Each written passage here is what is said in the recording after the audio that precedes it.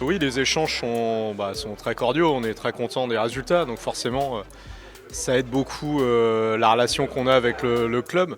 Mais on voit des joueurs qui se défendent sur le terrain, un discours vrai. L'objectif premier du club, c'était de faire revenir les gens au stade et ce pari-là, il est déjà réussi. Donc c'est vrai que là, on a envie de tous tirer dans le même sens vers un objectif commun, qui est la montée en Ligue 1.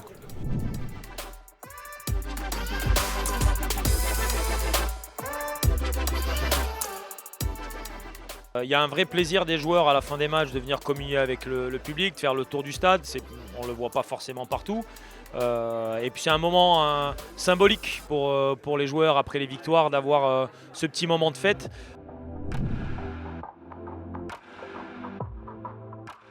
Contre Nîmes, en fait, on a fait un spectacle pyrotechnique. Donc en fait, nous, l'une des volontés, c'est de faire de la pyrotechnie et que ça ait le plus d'impact possible. Donc forcément, quand on veut qu'il y ait 30, 35 torches, 40 torches dans un stade, ça peut se faire que quand des conditions de sécurité en accord avec un club. Quand tu te considères faisant partie d'un groupe, de quelque chose de plus grand que toi-même, ça change ta manière de travailler. Et quand on voit un parquage plein qui chante tout le match, sincèrement, ça nous tient dans les rencontres, ça nous donne de l'énergie. C'est vraiment pas anodin et c'est pour ça que c'était important pour moi de le souligner.